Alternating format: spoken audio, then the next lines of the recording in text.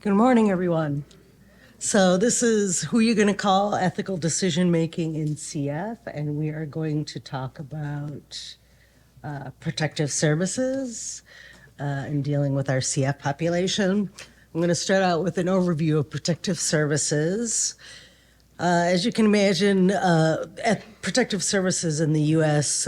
Started with children and agencies to protect children. So in the 1960s, the United States began enacting laws on reporting child abuse. The first U.S. National Conference on Aging was held in 1963. That's when the elder population started to be pulled into creating protective services in this country. U.S. legislation enacted funds and mandating that state-level social service agencies provide protective services for the protection of older adults and children, and it was established in the 1970s. That's when these agencies first started to be solidified.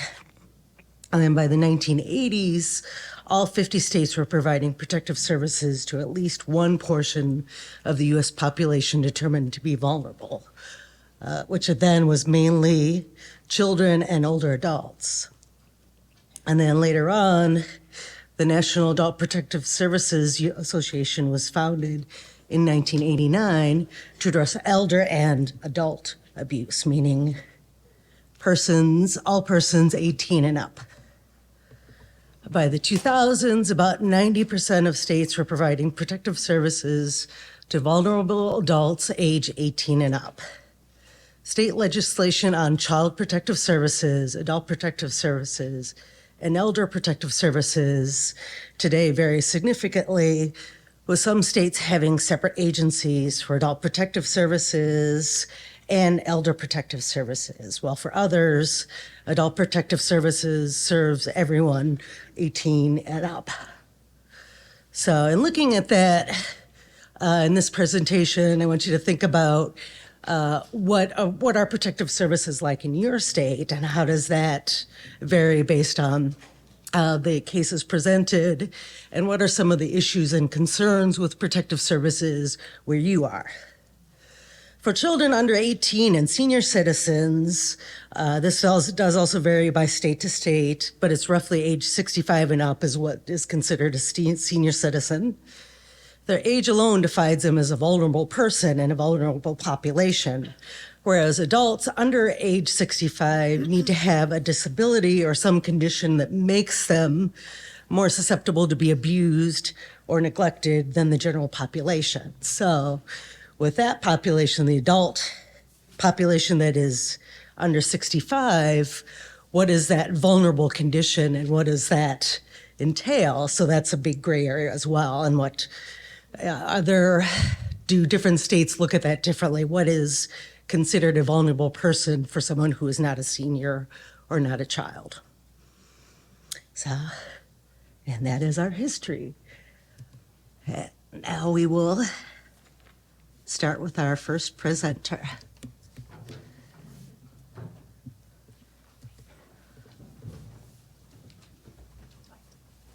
Click on it somehow. There's something else here. Okay, I think this is, hold on, this one. Okay. All right. Hi, everybody. I'm Mary Beth Prier, and I'm a pediatric psychologist at UNC. I'm very excited to be with you all and talk about ethics. I think ethics are really interesting and complicated, and you're going to hear some great cases today and think through with everybody what was done and what you think, what else might have been able to be done. So my disclosure, I have some support from the CF Foundation, but also want to disclose that I'm not an ethics expert. So I am on our hospital ethics committee. I've done some training at the University of Washington. And again, I think it's fascinating subject area, but just I don't know the answer to everything. Okay. For any of you all who've done some ethics training or have interest, I really like this picture here. It's from an article called Of Balloons and Bicycles. So I want you to all to think about when you're in your clinic, it's like you're on the bicycle, right? You're riding along as hard as you can, trying to figure out what am I going to do for these patients?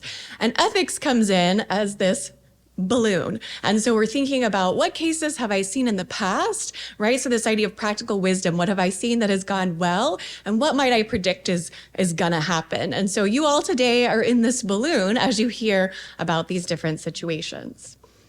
So we can't do an ethics presentation without talking about the 4 principles that are within ethics.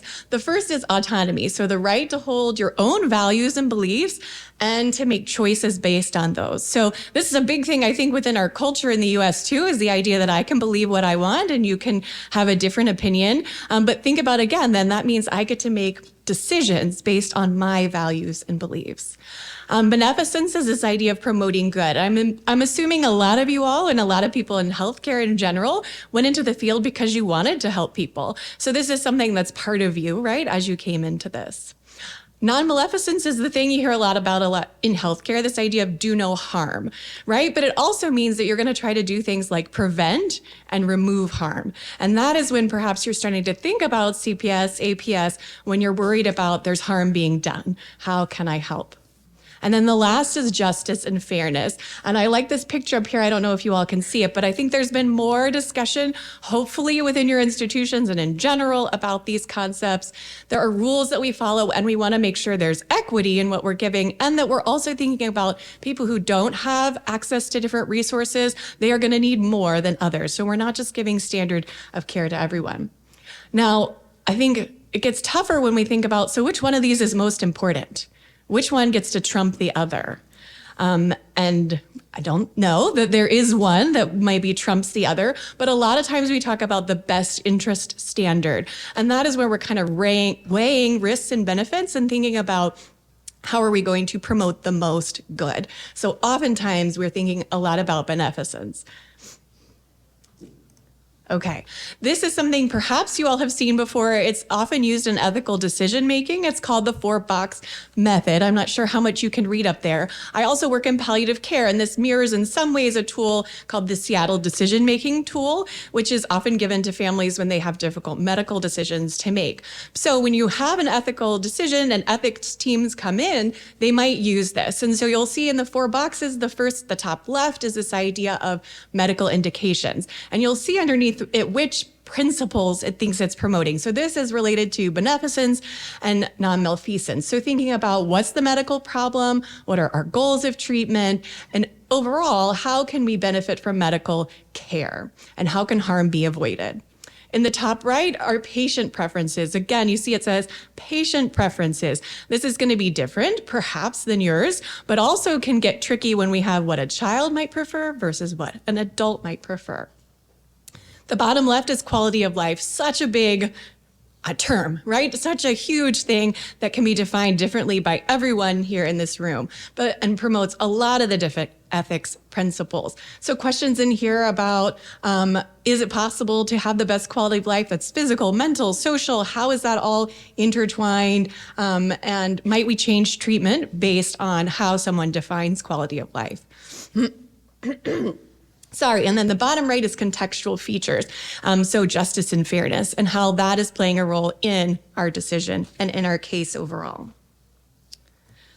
Okay, so I'm curious how many of you all would agree that you are risk averse. When I was in graduate school, I can remember being so nervous when I was told things like, do not give your cell phone to patients, or make sure if you have a voicemail or an email that there is something on there that says, don't contact me in case of emergency, right? We are really nervous often about some of these things happening, and for example, someone having suicidal ideation. So I remember being very risk averse. See something, do something. So I don't know if you all felt similarly like, oh gosh, this is a problem, I better call CPS, or right, there's a lot of liability that can be involved in our roles.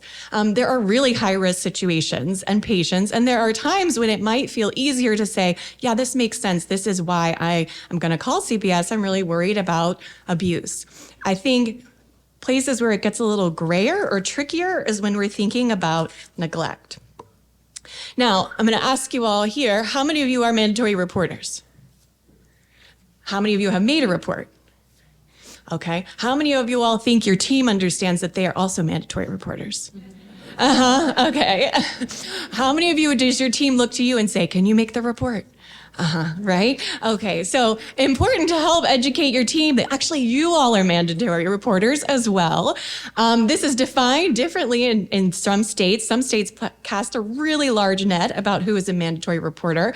These are some, I think, questions that come up, though, when you think about reporting. So I also work with our child maltreatment team at UNC, and sometimes people will ask a question like, but I know they're going to turn it down. So do I really need to report it? We will often say to people, you're not the investigators, right? CPS is supposed to make, or APS, that decision. However, they're also not like trained as police, and so they have limited skills as well. And I think many times people, you all may feel, sometimes I feel like I have to make my case to CPS, so I am trying to investigate. But that gets really tricky then, right? In terms of what is my role? Am I an investigator? In North Carolina, the law is also very wide net cast in terms of any suspicion, report. That's a lot of burden to carry, right? And so can get really tricky. And the other thing I have a question for you all is, how many of you all tell families when you make a report? Has anyone ever made a report and not told a family? Okay. All right. And there are different reasons why we don't tell families, right? I think sometimes it's because we're worried about harm to ourselves. We're worried about how the family might respond. I've definitely been yelled at by families before. But I think that's an ethical question in and of itself is, should you talk to a family? You also work on teams. So sometimes there's questions about who on the team tells them, or who do we say made the report, right? Or did the report come from our whole team, or was it just a social worker who made the report? Another thing then is, so when you're telling a family, do you provide them reassurance about a report, right? So I'm really hopeful that CPS will be able to provide more resources. Does that feel honest? Okay, so sometimes it doesn't, right? Sometimes that means the child might be removed. And so it's a tricky ethical situation in terms of how am I talking to this family about this report, and what am I saying about what might happen? So again, I said neglect is also a really tricky, murky gray area. But here are the 4 types of neglect. The first being physical neglect. So the failure to provide necessary food, clothing, shelter, and lack of supervision. I don't know how often people feel like they make reports based on physical neglect. I think one that probably comes up a lot for all of us, and you'll hear about today, is medical neglect. So this is the idea of providing necessary medical or mental health treatment, or people who are refusing or ignoring health care. This, I think, is also really difficult in CF because the standard of care is changing. And I don't know if you feel like in your clinic there is a standard of care, but some people might wonder, so if a family refuses a modulator, am I making a report? If a teenager isn't doing any of their best treatment, is that, right, a report? So I think this gets, again, really tricky. Educational neglect, failure to provide an education, and emotional neglect includes things like ignoring, humiliating, intimidating, isolating. I think what's also hard is how, so these are kind of some general information about what neglect is. But when I looked further, there was this definition about the idea of neglect being providing the minimum quality of care the community tolerates. And that's an interesting concept to me, right? I don't know what the community might tolerate, but think about you and your community and what you might tolerate. Another thing they talk about within neglect is this idea of the zone of parental discretion. So does a parent get to decide what the minimum quality of care is that is acceptable? And how might that differ from ours? Now, you may be able to tell by what I've talked about so far, I'm in pediatrics, and so I don't know as much about APS. You heard a little bit about it, that it's, a disabled or vulnerable adult who's 18 years or older or over 60.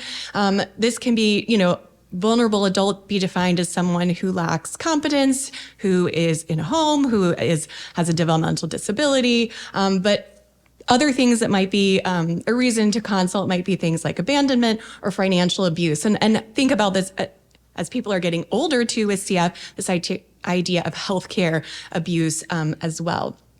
And in terms of statistics, it's about perhaps 10% of those who are 60 years plus who have a report made, and it's often abuse or neglect from a family member.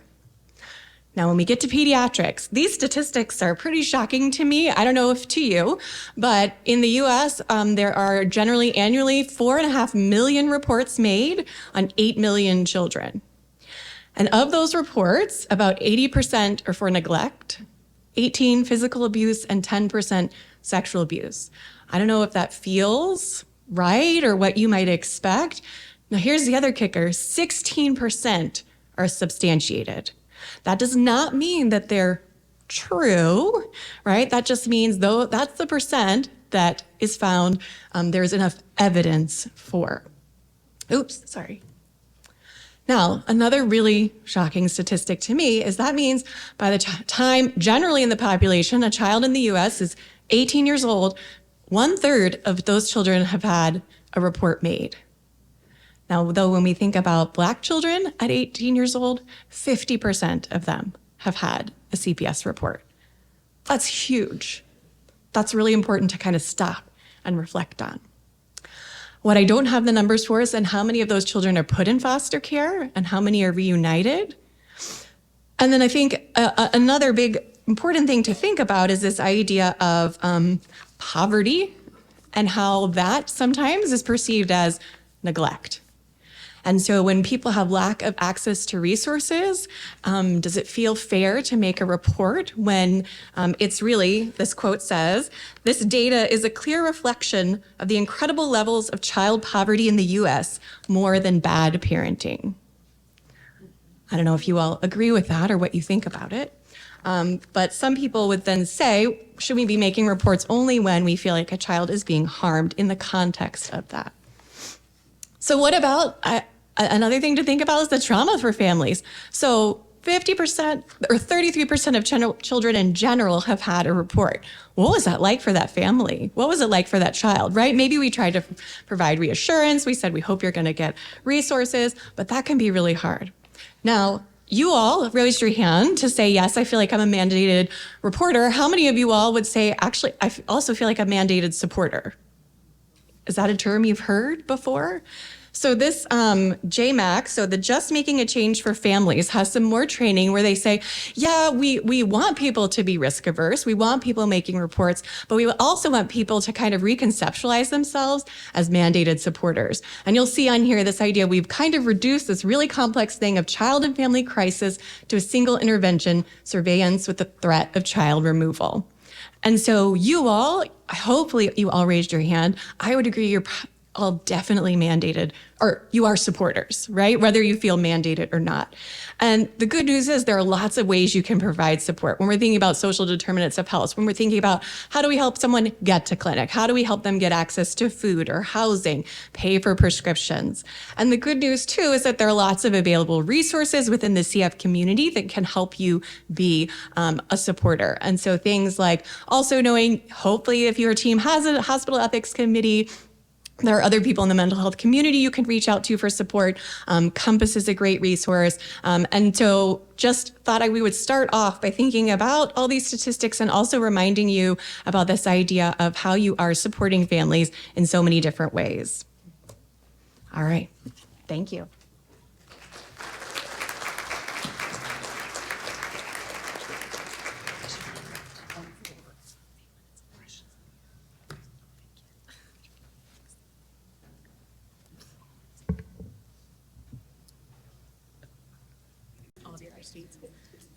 All right.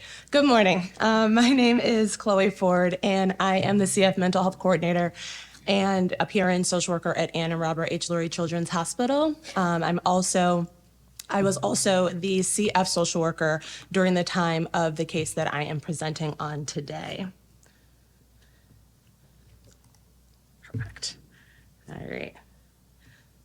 Bear with me. I'm going to be juggling both laptops. I have nothing to disclose. The visuals, I will say, though, are not the family. They're just meant to represent a moment, not sentiment or intent. So let's talk about this family. It was a family consisting of mother, father, 3 daughters, and 1 son. The oldest daughter does not have CF, but the other 3 children do. I will refer to them as daughter 1, who is 17, daughter 2, who is 12, and son, who is 10. As you can see, they also have additional health concerns, and daughter 2 also has trisomy 21 Down syndrome. So let's talk social determinants of health. I saw a lot of hands raised for social workers. So we know that those are the conditions in people's environment that will affect this a wide range of health, functioning, and quality of life outcomes, as well as risks. And this family was a low socioeconomic status with significant financial needs, as well as food insecurity. Dad was a sole provider for a very long time until he lost his consistent job and his stable job, and then his work became very inconsistent and unstable. So mom started working part-time to also help out with the family.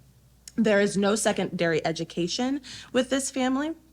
There's also some concern that there are some delays with the children, some learning delays for the children.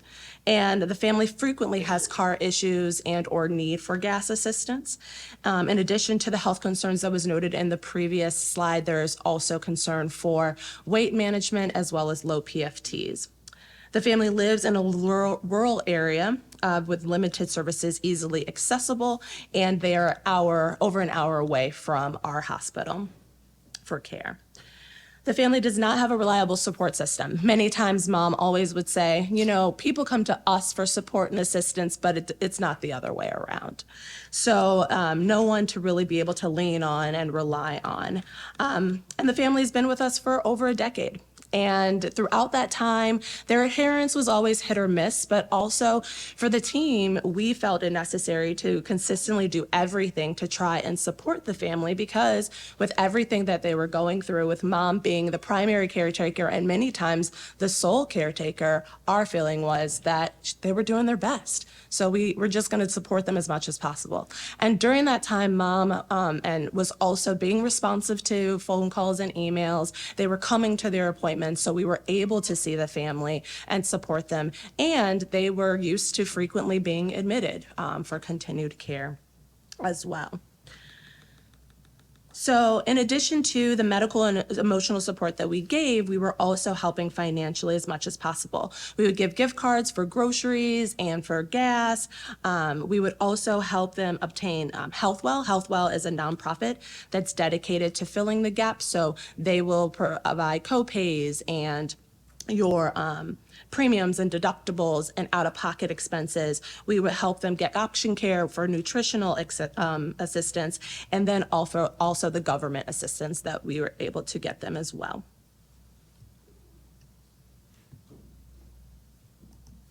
So, time to make that call. So we're in March of 2022, and the team decides that a call needs to be made for medical neglect. Now, this decision was not made lightly. To prepare, the 2 providers that work with the family, as well as the 2 nurses and the dietitian, sent me detailed documentation of their concerns, and that included dates, that included data for me to be able to compile when I brought this to DCFS when I was making the call. Now, the concerns were at the last clinic visit that we actually saw the family.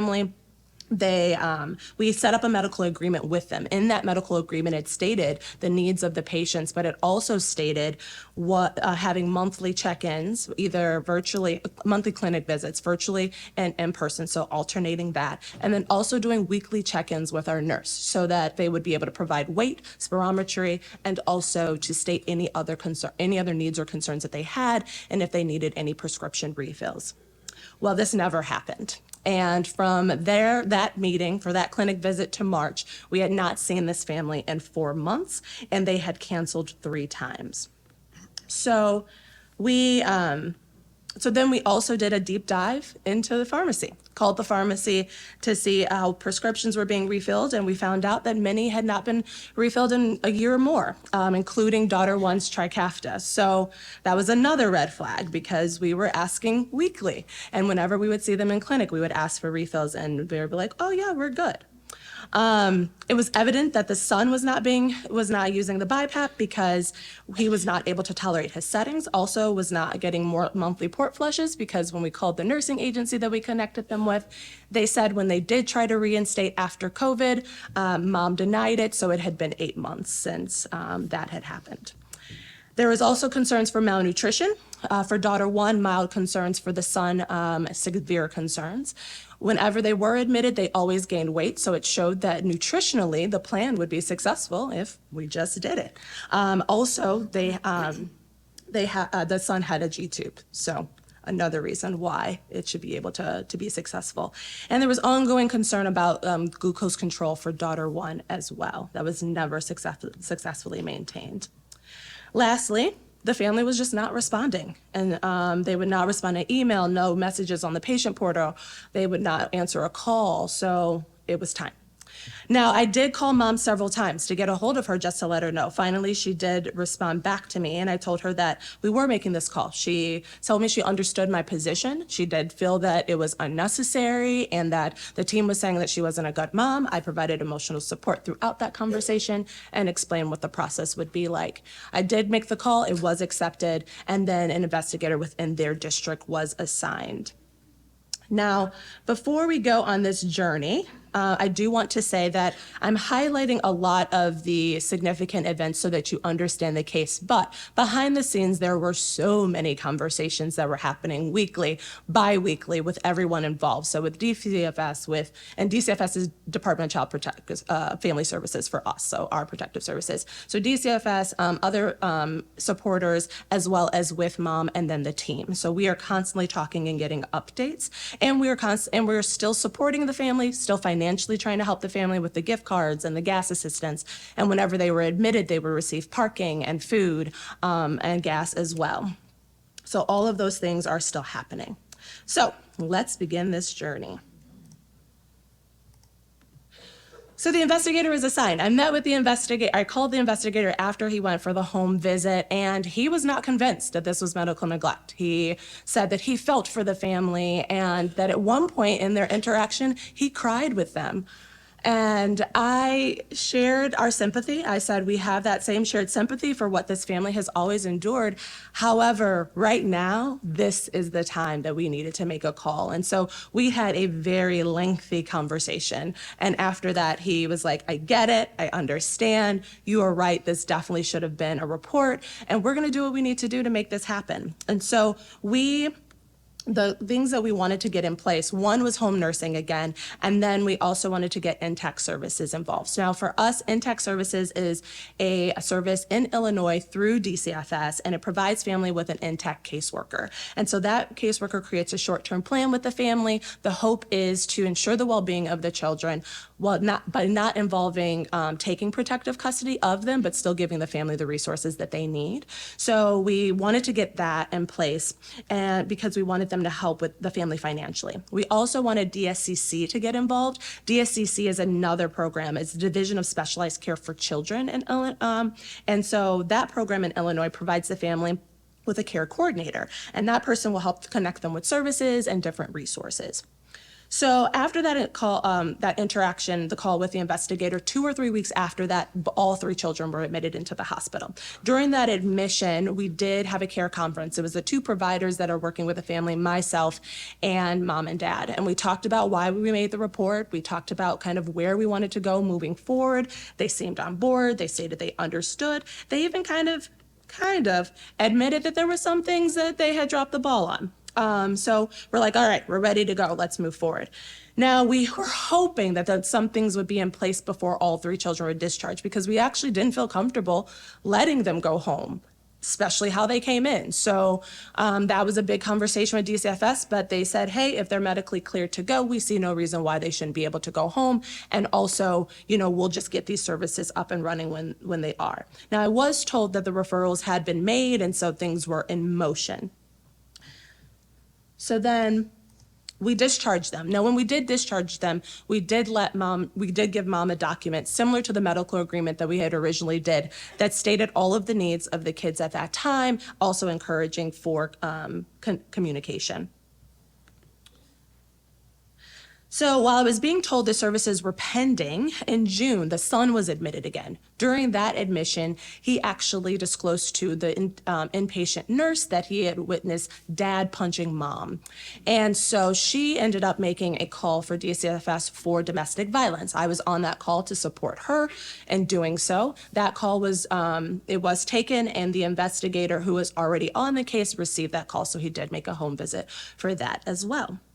Also during this admission, myself, the two providers working met with the DCFS investigator and the DCFS nurse on a video call. And we wanted to have this conversation because we wanted to express the concerns for the patient as well as just our general concerns for this family in needing of services. Now, my two providers, I will tell you, did an exceptional job at explaining the needs and explaining the concern. At one point saying, if we don't do something, the son in fact, will die. We have to do something for this family.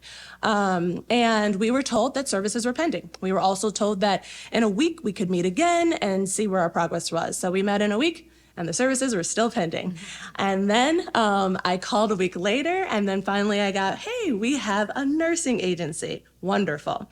So at this time, the investigator actually went on PTO. So I called the nursing agency to see, all right, where are we going? What's the next step? And the nursing agency actually told me that they could not do anything until DSCC was involved, because they would work with the billing. So I called DSCC, I said, all right, what's going on here? And the supervisor told me, well, we're hesitant because mom did not comply. We actually tried 3 times to reinstate and re-enroll them, and mom never complied or cooperated, so we actually don't want to work with them. So after some pleading, she said, all right, if mom gives a verbal agreement, we will re-enroll. So the team did a 3-way call, and they had mom give that verbal agreement, and then they were like, okay, we will start the enrollment process again with them. And then mom reached out to me and said that she was having some electricity and gas problems. As Dad sent 2 letters, electricity went back on, but they refused gas because mom did not tell us within the 14-day window to plead for medical necessity. So their gas was now off. I called the investigator to let him know because this was something that NACFC services would actually financially be able to help with.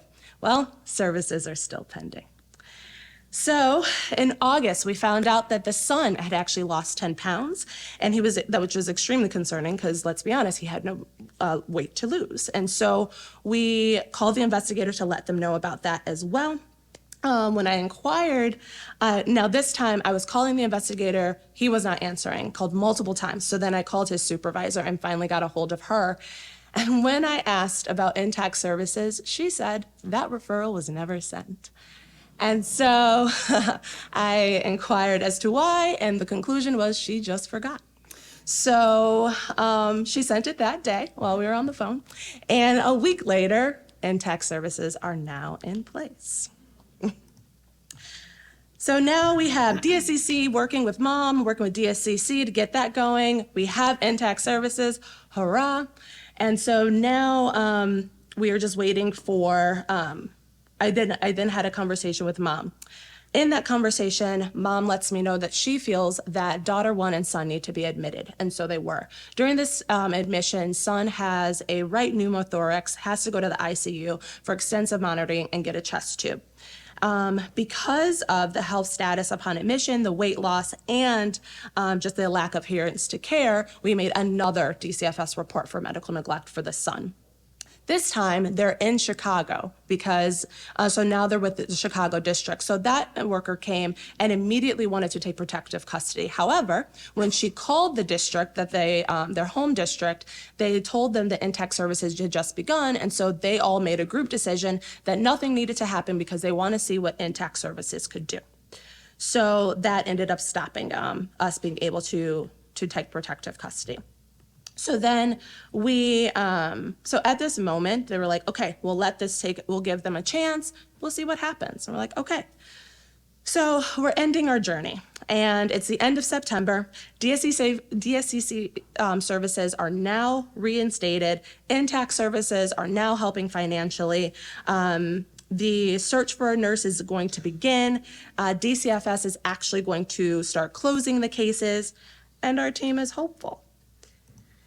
So the things that we learned throughout this was that we had to have extensive documentation when you are going to do the report. And it was very good that we had actually compiled so much information because we were able to really just bring it whenever somebody had questions as to why this was medical neglect.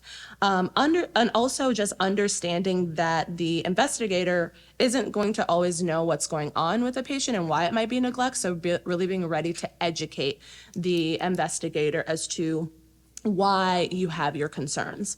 The biggest task is aligning the concerns and goals of DCFS with that of the team. And DCFS, when they get involved, they're a part of the team at that point. And so everyone needs to be on the same page, and that was not what was happening all the time. And so if that happens, then conversations need to occur.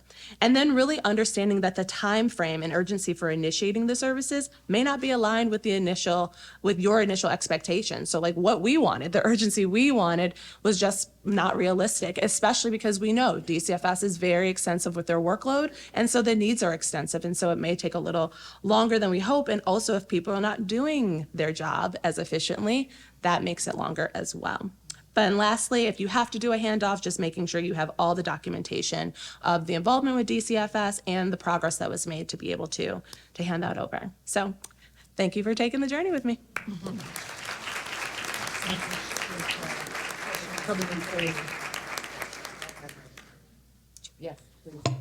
So I think, can you hear me on this? Chloe definitely showed us what a mandated supporter looks like, right? And the extensive things that she did. I wonder how many of you all have wanted to call DCFS on DCFS, right? Okay. So that is, yeah, right? It's super frustrating. We have too. That's ethically so frustrating when you know something needs to be done and it can't be done. I think, that's another thing we think about is that CPS can't fix everything. So does it really feel like an intervention or a treatment? I really like how you talked about this med agreement with the family. So again, it's hard when we don't have a standard of care, but we're able to contract with the family and say, this is what we expect. And so if this isn't met, then this is when we might call, right? That can be a helpful step along the way without threatening the family, but kind of saying, this is what we need you to do. And yeah, I really, I talked about that we're not the investigators, but I think it is really helpful when you're able to compile so much information to provide education to these workers because they may not understand the gravity, like a child can die if this service isn't sought. So, yeah. We have a question that came through. So the question is, what do you attribute the family's change in behavior? Because they seemed very engaged when the clinic, and then in 2022, things took a change. So I think the change, it started, I would say 2022, but it probably was a little bit before that as well. We were like starting to notice the decline. I think the change happened because Dad's job stopped being consistent. And that was really bringing a more additional financial burden for the family. And I think that Mom, and I also believe like the needs for these kids are continuing. They're getting older, they're not wanting to do anything. So she's also being challenged with like trying to stay on top of like their needs. And I think she was just overwhelmed. And this mom, strong-willed woman, love her, but she hates to admit needing something. She hates to admit accepting help, and that was a really big thing. I also think that Dad was not fond of having the nursing agency that we put in place, so they couldn't even really accept that as like, this is going to be beneficial for us, and we were so excited for the nursing agency and for the nurse that agreed to do it, and they just did not like her, so then that was a whole thing. And then I think once Mom had to start this part-time job, she was just not there. Like there was no one to really do anything with the kids at that point. And the older sister did a lot with like taking care of them and watching them, but she's not going to mandate that they do anything as far as like their CF treatments and stuff like that. So I think there was just a lot of factors just building on top of each other, and they just got to a point of not caring. Yeah. And as far as the medical agreement, yeah, it was nice to be, it is a document that we do have and we are able to provide. If anyone ever wants a template, definitely reach out. we provided just to be able to indicate what those needs are, especially after not being able, a family just not responding to the conversations during clinic and, after visit summaries and things that are given to them.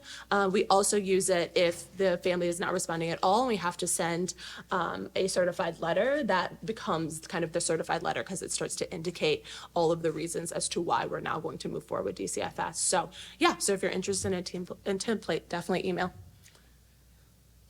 Whoop, whoop. A couple more questions coming through and then. Probably one more. Yeah, one Is more. there one? Will be, Yeah. Do you wanna do last this one? question we'll Sure. get to at Okay. the end. What does it look like when a child removed from the house? Are there foster situations that are appropriate for a medically fragile child? Whew. So, Great as- question, yeah, I mean, that's an amazing question. Yeah.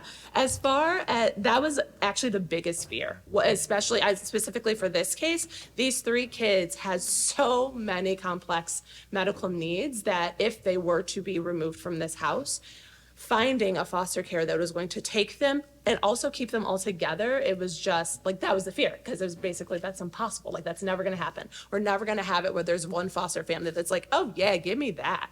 So that's the biggest holdup, is that, when you have a fragile child, there's limitations in the foster system as far as who's willing to take on that challenge. So that's the other thing that you get faced with. So, are we doing well by just keeping them in the household and really trying to support? Or do they need to be removed from the family? And is that going to be better for them in the outcome and everything? So that becomes the challenge, because you don't have a lot of resources within the foster system to take on a family like this. Yeah, to the point where that child may end up going to like a care facility. Yep, a care facility, and then, what's the quality of life there, for the kid in that respect. And we're thinking of, the younger one, he's just so fragile, but then even the second one who also has Down syndrome, what is she going to understand in all of this shift that is happening, right? And the difference in her day to day. So it's hard. That's the biggest challenge when it comes to things like this, is knowing, what's going to be better, what's quality of life going to be like, and are we making the right decision, regardless of what happens. But yeah. Thank you, Chloe. Hi, good morning. My name is Kim Garver, and I like to start when I'm speaking by taking a picture. So I was just wondering if everyone would smile before I explain why I'm speaking for Layla. All right. Are we ready? 1, 2, 3. Thank you. All right. The challenge that we're having up here at the podium is we are not able to see our notes. So we're kind of winging it up here a little bit. And my colleague, Layla Bush, is ill. And yesterday she let me know that she's not able to attend. So I am presenting in her place. If there are any misspoken communication or anything that is not up to par, it's all me, and I just want to own that right away. My name is Kim, and Layla is my colleague. We work together in Syracuse, New York. We share an office. She is the adult CF social worker and the mental health coordinator, and I am the pediatric social worker. She has no relationships to disclose related to this presentation. We are, as I said, we're located in Syracuse, New York. Our pediatric and adult CF center share the same space. Layla and I actually share an office. We moved from one location to a new location in a building slightly a distance from the hospital in August. And there is expectation that in about a year, our adult clinic will be relocating to another building kind of across campus from where we are. Currently, we have approximately 110 pediatric patients, and our adult clinic, which continues to grow, has approximately 140 patients. As we are able to collaborate together, we work especially around issues of transition. So it'll be interesting to see what it'll be like when the adult clinic is relocated.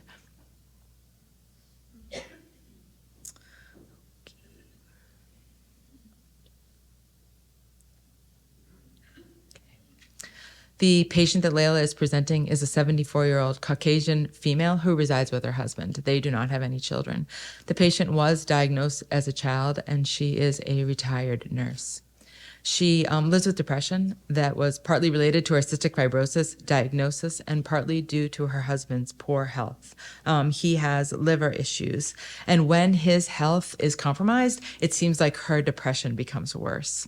Her support system includes her husband, a niece, and her neighbors. The last time that she was seen by Layla was in July of 2022, and the last time she was seen in the clinic was in September, also of last year. In January, Layla developed a letter to patients for missed appointments in November and December. I don't know, probably social workers, maybe that is a role that you do. The appointments not kept, we call it, our ANC log, where we keep track of patients who aren't being seen consistently. Strengths for this patient include reliable transportation to the clinic, good medical coverage, including PCP as well as health insurance, physically able to take care of her own needs, adherence to appointments until the fall of last year. She also has good rapport with the CF medical team. She trusts the medical team and she's familiar with the staff in the clinic. She is a strong advocate for environmental issues as well as her own CF care. She speaks up about her needs when she is in clinic, as well as during admissions. She's not shy about questioning the medical team about medications that she's placed on, as well as procedures that she is asked to do. Areas of growth include her history of depression and anxiety. She's had a decline in mental health resources. She had a friend who is a psychiatrist that she reportedly had reached out to in the past for support. She began to miss appointments in the fall of 2022, and she had a low weight and a refusal to eat. Her husband had tried to force her to eat, and this had been not successful. She also had increased forgetfulness. She has a family history of Alzheimer's. She helped take care of her sister and mom who had Alzheimer's, and she was concerned that she was developing it as well. APS became involved in May of this year, and it was initiated by a neighbor. The neighbor was worried about the patient and her husband. The neighbor is also the secondary healthcare decision maker for this patient. Initially, Layla was contacted by the APS worker, and they maintained close contact while the case was open. The APS caseworker assisted the spouse with completing paperwork to reinstate the patient's Medicare Part D. Due to her forgetfulness, she had forgotten to submit the insurance paperwork and to make a payment. As a result, her prescription plan was canceled. The spouse was not familiar with the paperwork, so the APS worker helped him complete it at the patient's home. The paperwork was signed as the ambulance was waiting to take the spouse to the hospital for his increased medical needs. There had been home visits prior to the patient being admitted, and in June, 1 month after it was opened, the case was closed because the patient was admitted to rehab.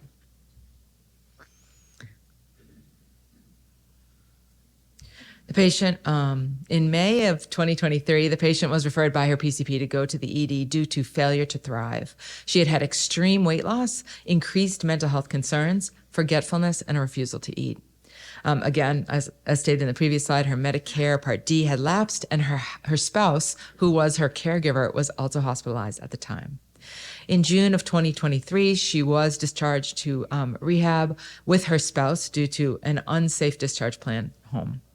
In July of 2023, she was admitted through the ED. So the original plan was for the patient to be discharged home with outpatient rehab and nursing support, as well as support from her spouse. But when the husband was admitted, she accompanied him to rehab as it was not safe for her to be home alone. And again, from the rehab, she was admitted through the ED after she had a fall. Again, she was having increased memory decline, and her spouse and her healthcare decision maker became her decision maker, and she was made comfort care. And in August, she passed away. The role of the social worker. Layla initiated a family meeting to determine safe discharge plan for patient and spouse. The family meeting was held while patient and spouse were in the hospital to ensure that they remained in the hospital until their medication coverage plan was active and to find a rehab facility that they could both go to. Layla collaborated with the entire CF care team, the APS worker, and staff at the rehab facility. Layla contacted the neighbor as well as other emergency contacts for updates. After the spouse was admitted, the neighbor was the best contact for updates on this patient. Layla visited with the patient when she was in the ED. She displayed moments of lucidity and other moments of confusion. And Layla also consulted hospital billing to assist with applying for Medicaid. The ethical dilemmas that were identified as Layla was working with this family included taking quality of life into consideration. Should the patient have been encouraged to accept nutritional support, enteral feeds, if she was unable to increase her weight orally? The patient had moments of lucidity and other moments of forgetfulness. The medical team at the rehab facility continued to routinely reevaluate her capacity to make decisions. At which point should the role of the patient's primary healthcare decision maker or spouse have gone into effect? Patient was hospice comfort care. Due to her declining memory, what should have been her role in deciding whether to pursue comfort care? Finally, what should the involvement of the neighbor or secondary healthcare proxy have been? Thank you.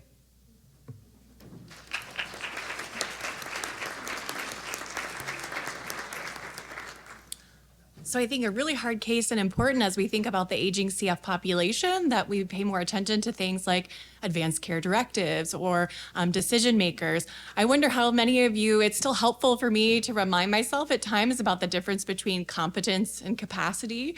So remembering that competence is something that's deemed by a court, right? Whereas capacity is an ever-changing thing within a moment, right? And so there are some tools. One tool is the ACE tool. And so it's looking at capacity in a moment. Sometimes psychologists, psychiatrists might be called to make this assessment. And so it's looking at things like, is someone making a consistent choice? Can they talk about their own personal pros and cons? And can they reason and rationalize? One of the questions was this idea of oral nutrition. I work in palliative care, and there are forms, such as the MOST form, where you can say, I want to decline nutrition or a feeding tube. So important that we have these types of conversations, because for some people, as you are dying, it can be painful to continue to have nutrition. So really important, again, that we're thinking about these different terms and how they might be defined. We're thinking about, as we have an aging CF population, how we have decision makers in place, and knowing that there are difficult decisions people can make around their goals as they age. If there are questions related to this case, Layla, my colleague, said I could text them to her because she's happy to text me back. So feel free. There's a Q&A app on your phones if you're in the NACFC app. Feel free to submit them. Raise your hand. Yes, or raise your hand at the end. Thank you. How do I know which is which? Oh, this is probably open. There we go. My turn? Yeah. Hi, I'm Dr. Chris Landon. I'm a chromosomal aberration in this room and on this panel. Sorry, I have an insufficient X chromosome here. So I wanted to talk about what's happening, of course, as you know, with the highly effective modifier therapies, is we are going to be seeing in our clinic fewer people who have resources, and we're going to be seeing more people who have different cultural beliefs, who've been raised differently, and so we're going to concentrate on that case. I have no relationships to disclose related to this presentation. I came to Ventura County Medical Center 35 years ago to provide the role of Director of Pediatrics for a family medicine residency. Dr. Arndt is in the room here. He was one of my residents and joined me in the clinic and is now part of our CF clinic. We started with a 2-room clinic in the basement of the hospital. We now have a 16,000 square foot clinic overlooking the ocean. We take care of the children on the Central Coast. Patients fly from several hundred miles away. Once they've been with our team, they know they need to come back. So if they're in an underserved area, they'll come back to us. We have 48% Hispanic, 29% Caucasian, 13% African American, and 6% Asian. So this is going to be different from the rest of the country. And so our clinic, it's very, very important that we're both culturally and linguistically aware. We've been an affiliate cystic fibrosis clinic for a very long time, for the 30 plus years. We have a nurse, social worker, respiratory therapist, and dietitian. We serve, again, the entire central coast of California. Our parent center is at Children's Hospital Los Angeles. The nearest centers, there are tremendous transportation barriers. If you've ever tried to drive in Los Angeles, driving 3 miles from UCLA to Santa Monica takes about 30 minutes or more. So we really try and keep the services within our county. We now we evolved into a public-private partnership. I set up a foundation. We donated the clinic and contracted with the county. So now we have included services of child psychiatry, physical therapy, and Dr. Arndt, our family medicine physician. We then went to the CF Foundation and said, if we're going to serve the central coast of California, we have Dr. Richard Belkin up in Santa Barbara, who is an adult physician whose brother had cystic fibrosis. And Dr. Belkin did set up a clinic in Santa Barbara. We worked very hard on transitioning our adults. So we have some 90 up in Santa Barbara, and we remain an affiliate of Children's Hospital Los Angeles with approximately 30 patients. So empathy is feelings, and we all have feelings. So we have these two brothers, age 11 and 16. They have a low childhood opportunity index, and if you're not looking in Cerner, we have this thing called health equities, and in there, a childhood opportunity. Do you have access to parks? Do you have access to food? Do you have access to good education? Or in your area, is there an area deprivation index where you're in a food desert, you don't have access to these things? So we can start to look at our patients, not just as they come in. We want to bring open hands and an open heart. The parents of these children were not here legally, which means that the children are removed from the home, they're going to be deported. Mother, and in Mexico, you have a 3rd grade education, and the education will stop there. The father had a 4th grade education. They would avoid quarterly visits, and my initial visit with them was around the one boy, some 16 years ago. And at that time, the mother had revealed that her daughter had cystic fibrosis and had died at age 8 in Mexico. So she knew her children were going to die if they went into the hospital. The mother had been listening to a homeopath for her medical care, not following the team regimen, but using essences and so forth, which included a use of some other kind of enzyme. And of course, as a mother, you're providing food is the most important thing that you can do. And so if the boys are losing weight, that means she's a bad mother. So she defended her cooking and the boys' appetites. But for us, it's empathy, so we have these feelings for them. We bring our open hands, our open heart. We lean in to their beliefs and where they come from. But compassion is action. We have to take these feelings and make certain that these children are going to be growing up appropriately. So we contacted the homeopath, educate them regarding the cystic fibrosis, acknowledging that the mother's healthcare beliefs are certainly important to her, and if we can work with them and find some way of working together. A school 504 plan, so we have the individualized educational program, and if you're chronically ill, so our CF team social worker went in, the principal, the teacher, the school nurse, both parents, and a translator was provided by the school so that we could make accommodations for pancreatic enzymes, extra hydration, if he had to leave the class to go to the bathroom and so forth. The dietitian worked very hard, and I don't know if Linda's in the room, but we have to have culturally appropriate high-calorie meals. And then humanized communication. So it's not, we have a poster here, poster 395, and we asked we belong to the Southern California Research Collaborative, and we asked, how are you making these adjustments? Because the patients who are going to be coming to your clinic are going to be these patients. They're going to be non-English speaking. Is your entire team able to speak in Spanish? Are they aware of cultural beliefs or inner city problems? And so taking 40 seconds and asking this mother, this family, one of the boys is an incredible artist, knowing their names, where did they come from, what village did they come from? So making this a human interaction. And one of the responders to a survey we did, which you'll see on the poster, said, my social worker pointed that out. When we have an English-speaking patient, we would talk about ice cream and movies. And when we have a Spanish-speaking patient, did you take your crayon? So we need to humanize our communication. So, as our team, which brings an open hand, open heart, and leans in, we still have tremendous ethical dilemmas involved. The patient autonomy and medical intervention. So, how is our balance? So, how can we balance that patient's autonomy and the family's autonomy with the need for medical intervention, particularly in the face of poor adherence to treatment, to not taking the enzymes, not providing them to bring to the school?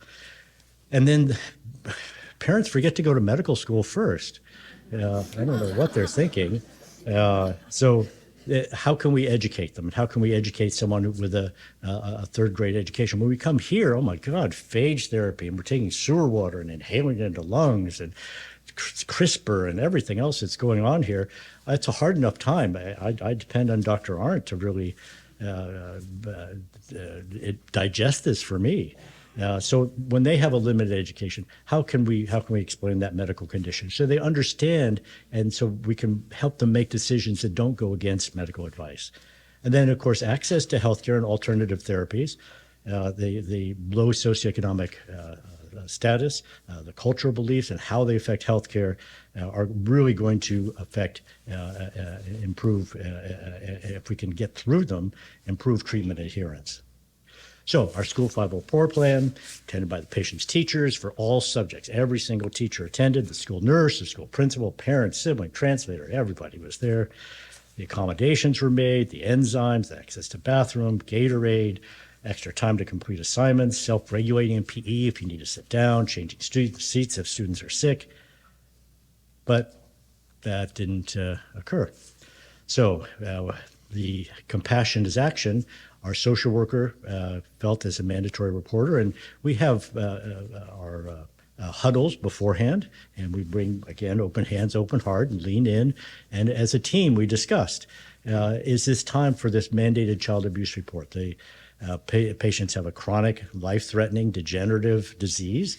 The parents have refused to give medication to both brothers that need to digest their food. The brothers have lost weight. They will continue to lose weight. They're getting advice from the from the homeopath who's discouraging these medical treatments, and for the visit after visit after visit in a compassionate way. But we need to put our compassion into action. And so we've been recommending hospitalizations. And so finally, we came to the point where both brothers were hospitalized. This did require the intervention of Child Protective Services to bring them into the hospital. They underwent a clean out. They got their oral caloric intervention, the usual CF care. The inpatient hospitalist and the team were in constant communication around this transition, the handoff, the warm handoff from inpatient to outpatient, MD to MD, dietitian to dietitian, socials, and so forth. So at the end, we had a meeting, and there were 17 people in this room. Child Protective Services were there, several workers. I'm a nerd by trade, and so I put Bluetooth into the vest so I would know whether or not they're using their high-frequency chest wall oscillator. I get a report on my computer if they're using it. And so we made contracts. Children were not removed from the home, but the requirements for remaining in the home were made very clear. And as long as they gained weight, showed they were cooperating with therapy, we were able to take them through that process, and the children remain in the home today. There's been an interesting transition in that the mother is very powerful in this family. The father will kowtow to her. Usually it's the other way around, where the mother has to receive the permission of the father to have any service done. We had a recent event where the child had a pneumothorax, and mother berated the father for allowing us to put in a chest tube. So we're still struggling. But the boy at this point is asking, when he does a pulmonary function test, is asking the mother to leave the room, that he's now taking his own ownership over his own health care. So I guess in terms of discussion and critical thinking, what if we hadn't involved the CF care team in the case? They just come into the emergency room, been admitted for whatever, and out they came, and there was no inpatient-outpatient communication. That warm handoff had not occurred. And then communicating with the parents about the treatment plan and making certain that they understood every single aspect maintaining social, going to school, not missing school, not having reported the SAR board, and so forth. And then the cultural factors. So the mother's education, where they came from. We take care of patients who are Mixteco. They're farm workers. They are in the valley of in Oaxaca, and some are in the mountains, some are in the coast, and they'll fight with each other. And their written language is this. They have no written language. So trying to get complex CF care in someone who does, and we have to have 3 translators, English to Spanish, then Spanish to Mixteco, Mixteco to Spanish, and so forth. So there are cultural factors there, as well as everything else. In part, I do palliative care. We were talking earlier in Thailand, and we're really teaching the doctors there. They go into a room. I'm the doctor. Kinpui, you're the sick person. They don't ask their name. And the same thing has to happen in our clinic too. It's not just enfermo. Oh, you're the sick one. We're going to tell you what to do for your, because you're the sick one. So I look at this as, and this is what we're in the middle of now, is cystic fibrosis patients have been excluded. God, no work, you're not going to get retired, you're not going to have problems as an adult. And so our clinic was there for inclusion. We have a feeling, but now for 90% of the patients, they may not be coming to clinic but once a year. But our patients, when I discuss that with them, you're on highly effective modifier therapies, do you want to see us? They go, yes. There's a feeling of belonging there. You know our story, you know our past, you know what we're facing every single day. So I think the CF clinics, again, in terms of patients moving from exclusion to now having jobs and they're going to retire someday, we still have those people looking in that candy store, looking at the pastry. Everybody else is eating the pastry and they're still outside. And those are the patients we're taking care of. So in terms of what we're trying to recommend, is that every patient deserves good cross-cultural competence on the part of their teams. Our Southern California Research Collaborative is 7 major CF teams throughout Southern California, and we're together so that we can send everybody to UC San Diego to get their CRISPR or whatever. There's just these rarer events, but also we have to get together. We have to learn about these diverse cultural beliefs and practices. And reduce cultural biases. We're looking at lung transplant and finding there's implicit bias on the part of the lung transplant evaluators. You didn't come to clinic. Oh, I see. So you don't get the lungs. You're not going to take good care of those lungs, or you don't have somebody, a caregiver who can drive you in for your appointments or for that emergency call at 3 a.m. when you have a new set of lungs. And then health disparities, the whole socioeconomic, this childhood opportunity index, the area deprivation index. And we see that we take care of patients from Santa Barbara where old people go to visit their parents. They're very wealthy. They have lots of opportunity there. And so how's that health difference? We're going to be looking at air quality, because if you're living next to a Firestone rubber factory, because that's what you can afford, or you're 9 people living in a 2-bedroom house, how is that affecting our Hispanic patients, our inner city Black patients, in a way that's separate from their CF? It's just the effect of poverty. And then ethics consultations, and that's I sit on the ethics team too, and it's bringing out these areas. It's not that we have an instant answer and you just add up the numbers and you're going to come up with something, but it's really addressing the issues. And so, inpatient, we have a palliative care team, and we also have our ethics consultations are possible as well. And then the whole idea of that we have the patient and family have to be involved in every aspect of CF care and an understanding, so that we have shared decision-making, patient autonomy, and that will improve our overall outcomes. So thank you.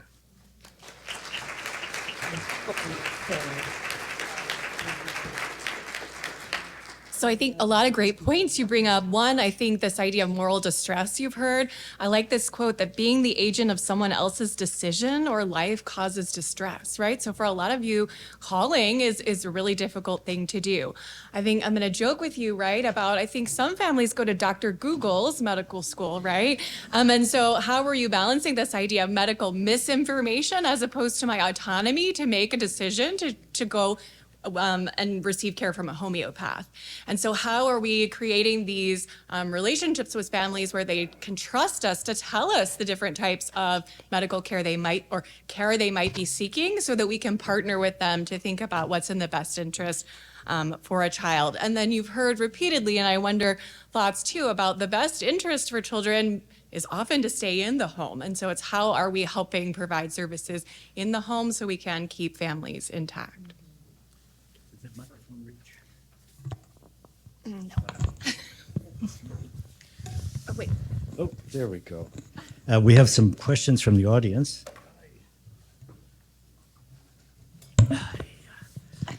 Judith, yes, not really a question. Thank you, Judith.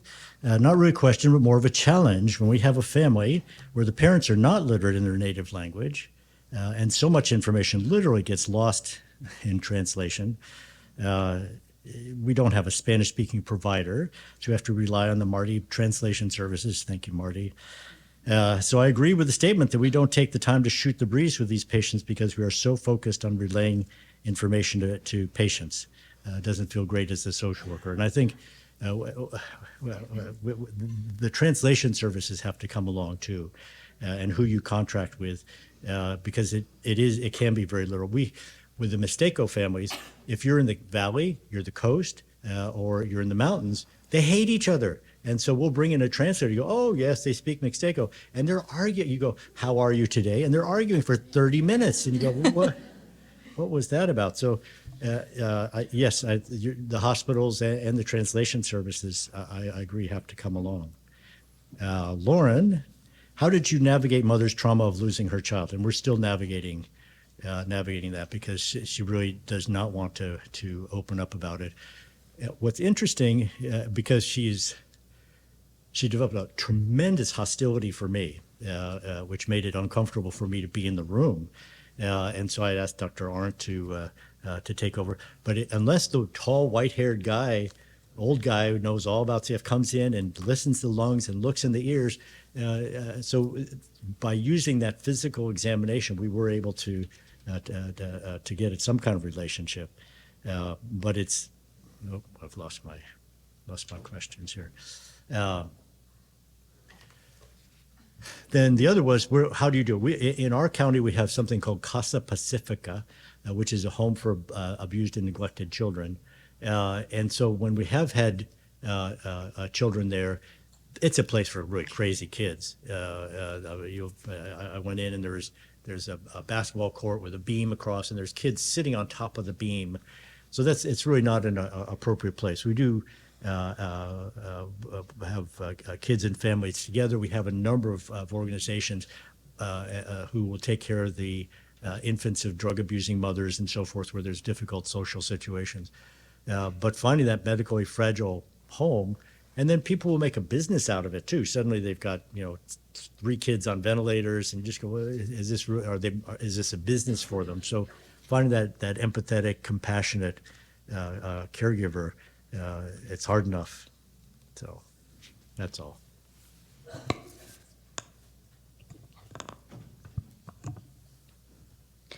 I'm Amberly Spadafora. I'm one of 2 adult social workers at the center in Salt Lake City, Utah. Our center services Utah and parts of Nevada, Wyoming, Idaho, and then a few patients in other locations. We have about 440 patients. So I have no relationships to disclose other than I'm a very nervous public speaker, so I apologize. So we had a lot of, pretty much everyone in our hospital was involved. We had a really large team involved in this case, and we worked very closely together on a daily basis to try and help this patient. So my patient is a 22-year-old male with genotype F508del. He was pancreatic insufficient. He had completely untreated CF with severe lung disease, and he resided in Nevada with his mom and disabled brother. His father was never part of his life. So this patient was first introduced to us February of this year when he was life flighted to us from an outside hospital in Nevada to our ICU due to high oxygen needs. Patient had not been on any previous CF medications. when we met the mother, she was very paranoid, and she would not disclose any information to us, particularly about where he had received care previous in his life, because she did not want us to conspire against the family with other CF centers.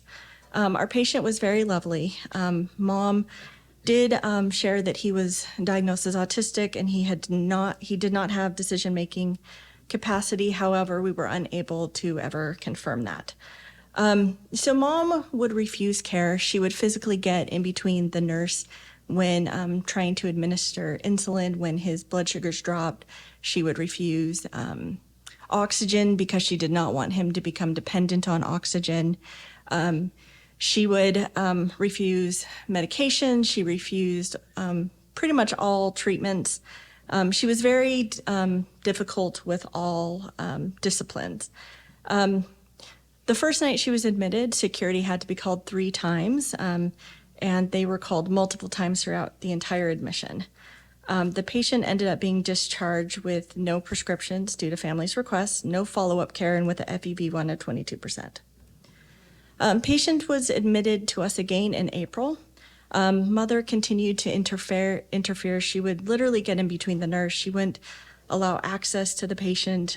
Security was called multiple times every single day. She also would call security on us because she was concerned about what we were doing to her son. We attempted to have end-of-life conversations, and mom would just brush them off, saying, "My son is going to outlive me. We don't need to talk about this." Hospital administration was contacted multiple times.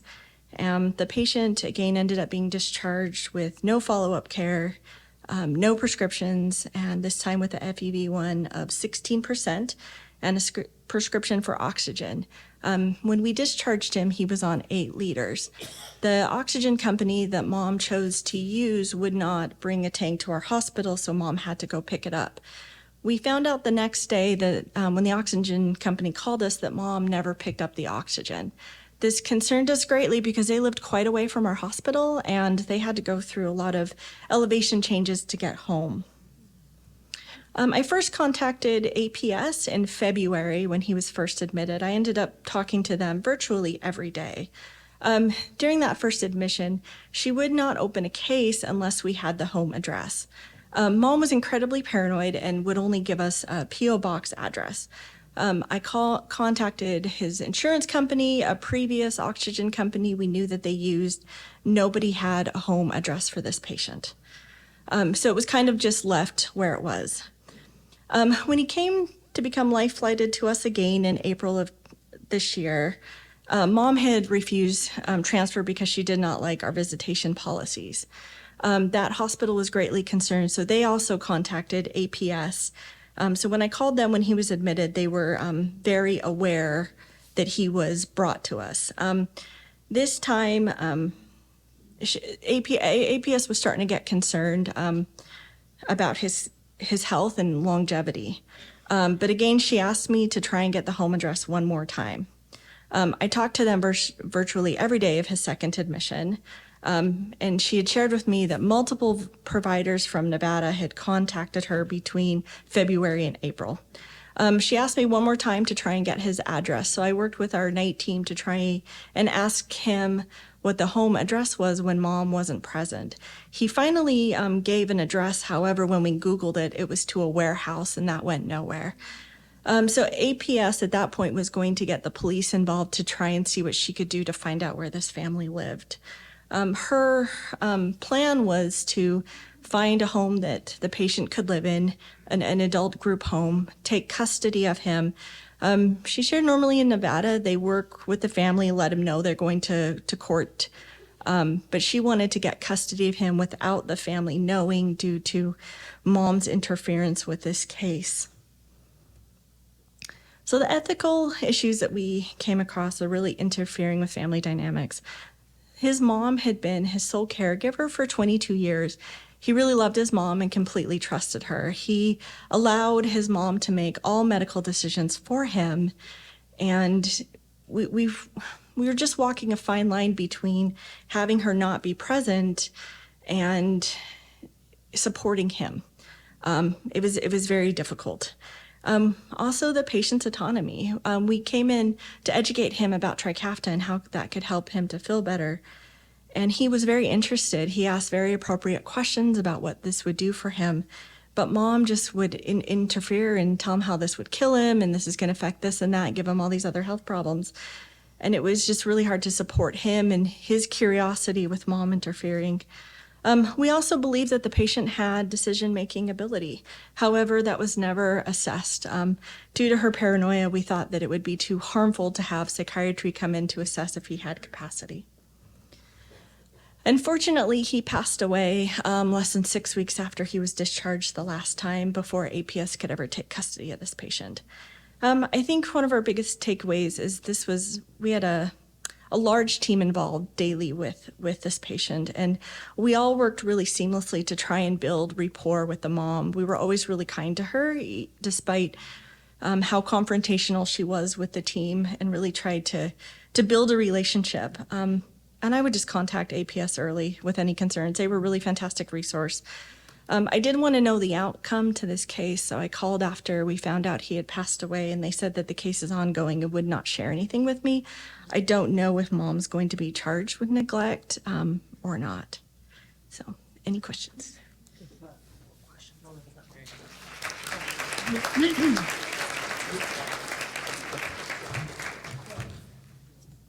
This is a hard one to comment on, right? Because I feel like you did so much, and I'm curious. I think, again, we come back to that idea of capacity and competence, and makes me so sad, right? That perhaps he had this decision-making ability to choose something, and that was blocked. I'm curious about how many people's hospitals will trespass families when when you have an adult, a 22-year-old who perhaps were viewing as a child, but if they would trespass a mom and what that would do to that relationship, or how you would worry that would, it seems like, break the trust then with that 22-year-old, right? And how you would continue conversations. I love also, I think, in all of these cases, how the whole team was involved. I think that can just help you so much, right? I know you mentioned there's a lot of perhaps worry about what else could we have done, but you all did so much, and it's helpful to know that your whole team was there supporting you. How many, 19 people in the room at one point, or however many people you listed. So ethics are hard, cases are hard, and it's really good to have a team you're working with. There were a couple of questions for you, Amberly. Thanks for sharing that. I know that was a hard case. Randy asks, does your state require legal documentation to document mom's decision-making or guardianship? Yes, our state does. And we were hoping to get some sort of documentation. Mom couldn't provide anything. She wouldn't, again, let us know where he'd been treated previously to try and even get documentation to see if they had something. And the patient did defer to mom for all decision-making that took place. And Rebecca had asked, do you know the circumstances of the patient being life-flighted several times? Was mom calling emergency services? I know that she took him willingly to the emergency department both times because he was having trouble breathing, but then she didn't want him to leave the state of Nevada. They did have transportation difficulties, but mom also really hated our visitation policy. We wouldn't allow her to spend the night with him when he was in the ICU, and so she didn't want him transferred to our hospital. Tiffany asked, one challenge I face is that I try to bring empathy, understanding, and support for the challenges that families face, leaning in. Then, when calling child and family services is required or treatment is forced, it feels like a betrayal. How do you cope with this? I like to believe that involvement with child and family services helps, but I have also seen tremendous trauma and harm. How do you cope with this?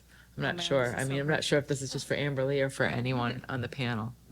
I think for us in this particular case is we were watching a young man die completely unnecessarily, and that was so difficult to deal with. And like, we knew it would be unbelievably traumatic for him that if he got taken away from mom, but we were desperate and we were trying to save his life, even though mom loved him so deeply, but she was so mentally ill that was completely untreated that it prevented him from being able to live. And we just, I mean, we struggled with this. We talked about it daily, but ultimately at the end, we were trying to save his life. And so it was out of desperation for him. I don't know if anyone else wants to comment. Just, you're at the wrong end of this very, very long tunnel that should be 22 years long. What would you have suggested to the team before? We have, 2 or 3 autistic kids in our, I don't know if there's a association with the gene, but certainly there seems to be an increased incidence, particularly in the males. How would you have backed it up? 10 years before, 12, 15 years before, what should you think have occurred in the previous teams? I think in this case, having a really good relationship with mom from the beginning, and it's hard because I'm not sure he was autistic. I think mom was using that as an excuse to be able to make all decisions for him. So I think having that backup, having somebody also assess, would have been really important. But in this case, it would have been a good, strong relationship from the beginning to problem solve of how to support both of them through this process. How was the transition from pediatric to adult? Because we worked very hard on transition. We started at age 12. And our pediatric center does as well. Yeah. They had the same difficulties? I think they do a really good job. Our pediatric team does a really good job of getting it set up and getting them prepared and getting, if need be, they do a good job of helping them get those documentations that parents are decision makers before they come to our center. I think that would have been helpful, but I don't know if this existed in this particular case. Yeah. Regarding the question of how do you cope, I think the biggest thing for coping is that even though we take the time to build the rapport and are trying to get these families to trust us and lean in on us, we're still there for the kid, and we're still there to make sure that they are getting the best care, the best support, the best treatment. And I think when we have those conversations with the parents, like, they know our true role. So we should be able to not feel that it is a betrayal. It is us continuing to do our job. It's us continuing to provide support, because even though that report is going against the parent, you are actually still providing the parent support because you're trying to help them. And the hope is that they are able to stay in the home, they are able to get resources, and therefore they are able to shift and be able to just do better. So I think thinking of it not more as a portrayal, but just additional support and, doing your all for what's to provide for the family is just another way of thinking about it, a different perspective on looking at it. To kind of piggyback on that, there was another question for you, Chloe, and it was, how often do teams check refill histories? We don't have any time to do that regularly, and it feels a bit Big Brother to do that without cause. I'm also worried about creating a perception that the social worker is watching them. Do you want to comment on that? No. So we don't really make it a regular to check history. I think at this time, and it was actually the nurse who did the deep dive. It was not me. But when it happened, because the team was like, we really feel like we are at that point of saying medical neglect, and just talking with the team, I indicated that I need proof. I'm not just going to call DCFS and not have the proof, because I know that they're going to have questions and I want to be able to explain it. So you got to give me everything. And so everyone went to find information, and I said, what's the refill history like? And so that is what kind of triggered us to do a check with the pharmacy. But usually it only happens if there is a concern like this, where you're not really getting much information from the family, that they need these medications, and so then calling the pharmacy just to make sure everything was okay. But I think this was kind of a special situation because we knew we were going to be making this call, and we wanted to make sure we had all information in order to do so. Do other clinics do refill histories? I know we do it with mine, especially with our pharmaceutical team. It's been very helpful. So, great. Sometimes when we've done sometimes you uncover like barriers the families encounter. Yeah. And so it's a really good joining situation, and that's usually how I phrase it too, because they don't always, you say what concerns do you have, and it's just not always at the forefront of their mind. But if you're I noticed you mentioned this, and when was the last time, and I think it's about this time that we have on our record, and then they can walk you through all these issues that you're like, oh my goodness. For sure. No idea. I don't know if everyone could hear, but she says sometimes doing like a pharmaceutical check on refills is a kind of a collaborative between the family and the providers, because then barriers might be identified that maybe as a care team we weren't aware of until we've done this check, and then they can say, oh, whatever the barrier might have been, then they could identify it. So maybe when we're asking them if they have any needs, they might deny it. But then when you're able to say, well, it looks like you haven't filled the saline in 7 months, they could maybe tell you what that was about for them. So often it's a way to kind of join together for best care. Did I summarize that well? Okay, super. Were there? Well, just just two things. One, we limit the Trikafta refills, so it's not 11 refills. So we have an idea. They have to call every month if they want their refill, or the pharmacy will be calling us. We had a little girl who was taken from the home and from Children's Hospital Los Angeles. They had to drive 90 miles to our clinic. She came in at age 12 wearing a Misfits t-shirt. I don't know if you're the Misfits, but they're so age 12. Yeah, and so we were able to get the father on medication. So he stopped saying he was going to kill the house staff at Children's Hospital Los Angeles. And she was hospitalized. She ended up being eligible for Kalydeco. We got her to Stanford, got her on Kalydeco. She did very well, put on 10% FEV1 increase, weight went up. And then about 6 months later, she ended up in the hospital. And so, fine, it was flu season. Then she ended up again 3 months later in the hospital, and Child Protect, or the CCS in LA County said, you said for $320,000 a year you were going to prevent these hospitalizations. So I drove 90 miles and did a home visit because the pills were being counted, and the dad knew CPS would come by, and she had about $20,000 worth of pills under her bed. She's 13 years old. That's what they do. So I know Doyle from the Misfits. He's the one whose face is half black, half white, wears the muscle shirt, and has a giant pompadour. And so he wrote her a note on a card, said, "Take your medicine, beast mode." And she took it ever since.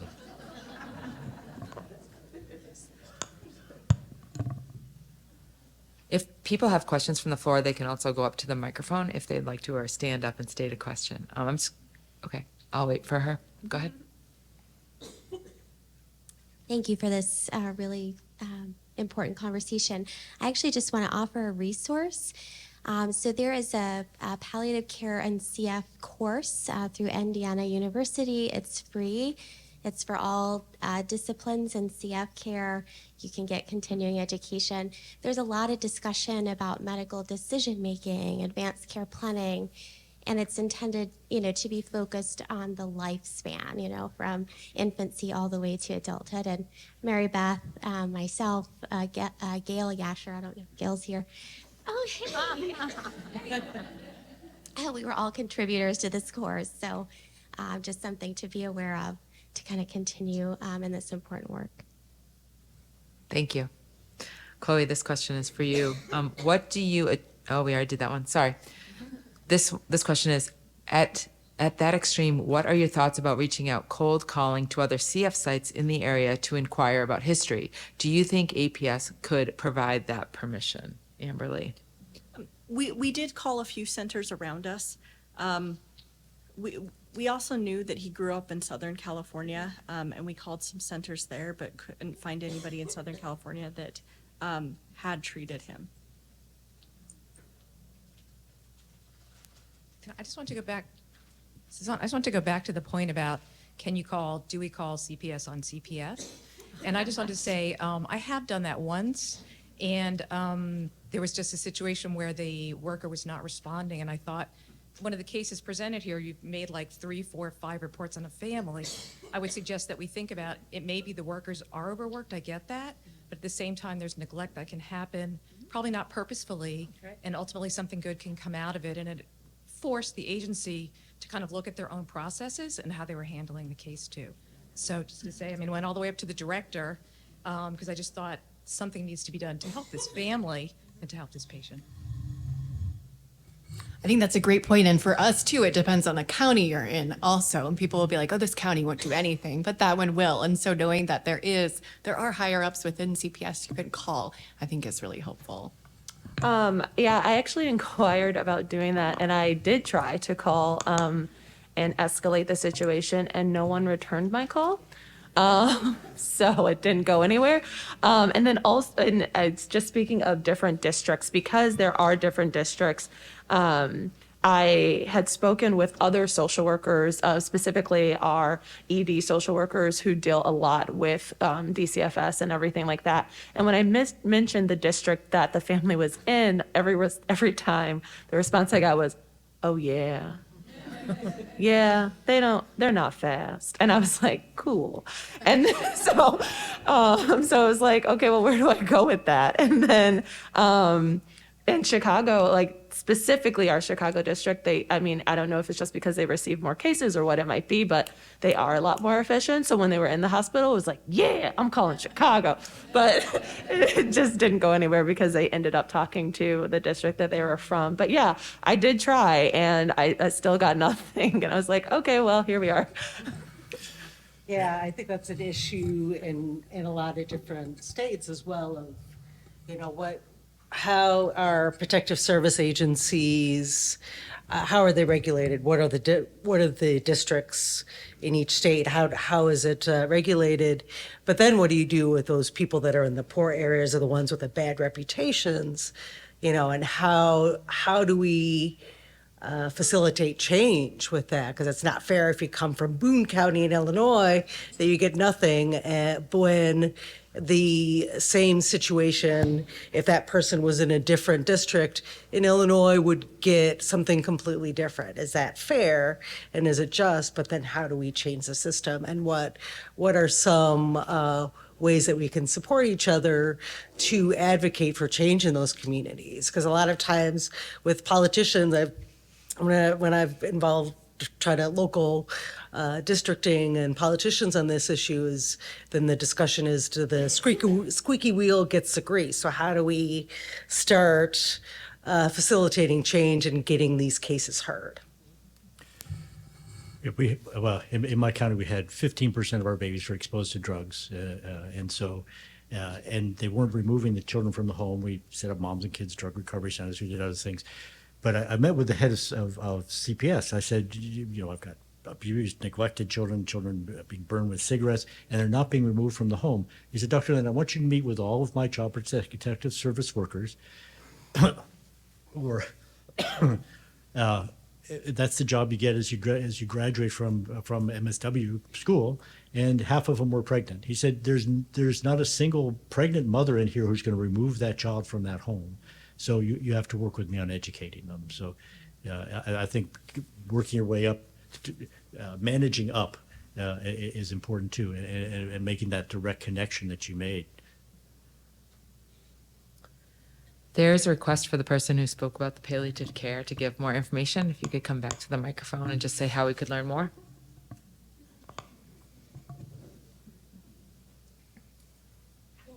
I'll have to find the link. I can post it on the social work and psych listservs if that would be helpful. Or you can come chat with me afterwards, but I can share the link. Great, thank you. There was another question for Amberly regarding a safe discharge plan, and what would a safe discharge plan look like for that young man? Like, what were your thoughts around that? It was so hard because they just refused everything. It was just really hard getting a plan together. Our pharmacy team did reach out in between the admissions about once a week, just trying to build rapport and asking them, did they need anything? Did they want prescriptions? And they either wouldn't answer the phone call or mom would quickly hang up. I wish we could have gotten somewhere to have a safer discharge plan. They wouldn't give us anything to work with. We were very limited in what we could do to help that patient.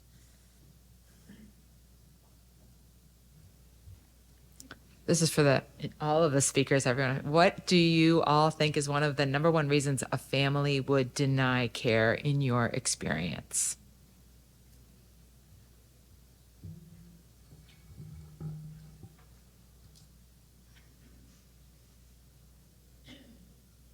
You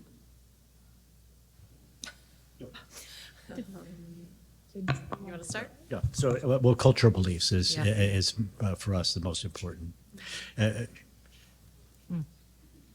Yeah, and mental illness. I think we've put three kids directly into our local mental health facility, young adults. They're between drugs and personality disorders. It's a real problem as well. I think the other one that was joked about was Mr. Google. I think trying to get information and trying to understand, but then you're getting misinformation, but you feel so like strongly that you know what you're talking about after, doing your research, that you can't get past that to really accept what is being told to you by a medical team. Yeah, I think it goes back to too, right? We have to have trust with our families and develop rapport, and you may disagree with the family's refusal of care, but I don't know that means that's necessarily bad, right? Informed consent means that you have the right to refuse care. And so it's up to us to have conversations with families. But I mean, for example, we have some families in our center whose parents of preschoolers don't want to start a modulator. Right? And we're not calling CPS and saying, well, this family refused. It's their right to also seek information. I think it opens the door for a conversation about tell me more, right? About what's behind that decision. So we could perhaps help educate or partner with them in decision making. I think there was someone stepping up to the podium. Amberly, I really appreciated your presentation, and you talked about the importance of involving APS quickly.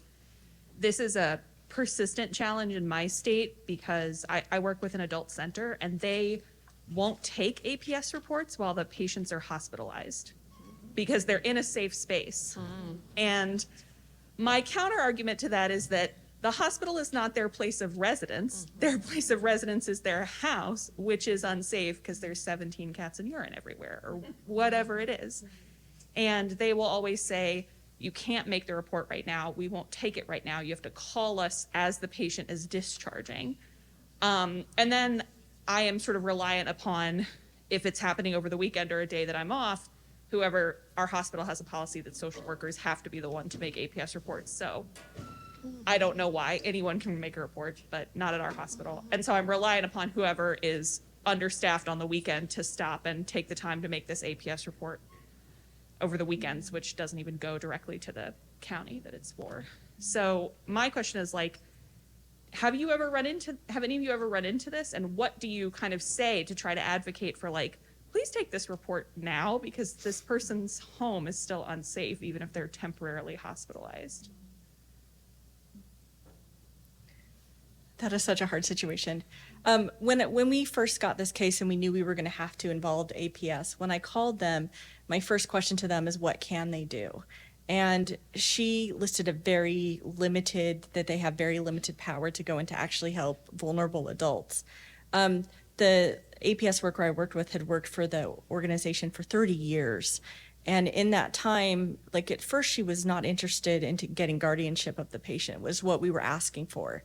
And it eventually evolved to our relationship grew, and she reported that in their county, because it was county specific in Nevada, they had only taken custody of one other adult in the history of APS in this county in Nevada. So this would have been the second case. So it was very new to them as well, these circumstances. But it is frustrating because in talking with them, they had very limited power to actually go in to help these patients. And I think that's just a nationwide problem. I can imagine that we don't have enough services in place or safety measures in place when a patient really does need help. I think for adult protective services, where I'm in Chicago area in Illinois, same difficulties with adult protective services has been more helpful since it's been enacted. In Illinois, adult protective services wasn't a thing until it wasn't put into legislation until 2013, which is not too long ago. But it's similar difficulties in what the limitations and what they can do, and also in Amberly's case, What would happen in Illinois is you have to prove what the vulnerable condition is. So if like the mom's mention of autism, if that's never been documented, in cases like that, I've gotten pushback. Well, is this patient really vulnerable? And we have to prove that they have a vulnerable condition before we can get involved is a consistent issue. And, you know, in medical neglect cases, I mean, obviously that constitutes a how do we advocate of it? Well, this person has CF, but their functional level is very low. So definitely there's someone that, even though this is someone that is their own legal guardian, as far as we know, they're obviously very vulnerable and need assistance. Hello, thank you all so much for your talks. I had a not similar situation, but with Amberly, I actually had my hospital go for guardianship, so I had discussed it with legal. She was in the hospital a very long time, but we had actually went, and I had to kind of plead the case with the attorney, and they only took financial guardianship over the patient. It was very interesting. They were very hesitant. So just, I don't know if that was an option for you to, you know, consult your legal department within your hospital or not. And then in regards to Layla's talk, I know, Kim, you talked for her, right? So in regards to patients that are aware of their memory impairment, I've had a very difficult time getting palliative care involved and talking about end of life, and just like, I guess if you have any feedback or any advice of like, it's such a delicate conversation because they're like, I'm not forgetful. I know what's going on. I know my medication. So it's such a, I don't know if you have any input or advice, because it's been a tricky one. I am a pediatric social worker. Yeah, well, in my case, Layla could email me. Right? It's definitely a very difficult conversation. I work with the adult CF population, and it's also a difficult area to get them help when the people are in that situation, and we have to do a lot to get adult protective services involved with that person, because it's a very and we do also have in my hospital, Northwestern University, we do have a legal team that can go for guardianship in certain cases, but you have to go very far with memory issues, unfortunately, to get people help. And there is that state of denial and the paranoia that happens in the early to mid stages of dementia and memory disorders that is just so difficult to deal with. We try to get psych involved to help, but for patients that are more paranoid, that may do more harm than good. So it's really tricky. The other thing that we have in Illinois is self-neglect is very hard to prove, and there's limited resources for self-neglect. There is legislation, but I've been told time and time again, even in the city of Chicago, where the homemaker services are more plentiful, that there's only a certain amount that they can do to provide home assistance for those patients. This will be the last question. Oh, thank you guys so much. I think this talk was really needed and also really, challenging. And I wanted to kind of build off of the last question of just, I also am on the PED side in Utah, and I know that not necessarily for CF patients, but for other patients, we do sometimes hold them and refuse to discharge them from the hospital when there are these safety concerns about family not following up, especially if they've demonstrated that in the past. So, Amberly, I wondered if you felt like you had any leeway to do that for the medical team to, continue to hold the patient and not discharge them. It was so hard. So in talking with Nevada, they do give hospitals permission to take custody and be medical decision makers for patients. However, because we were in Utah, they would not allow our hospital to do so. And it ended up being decided that we didn't have the ability to hold the patient in our hospital. If we knew that he would have not picked up the oxygen, I think we could have made a case to hold him in our hospital. However, we didn't know that at the time they said they would get it. Everything was arranged. Mom had even called them to say, okay, I'm coming now.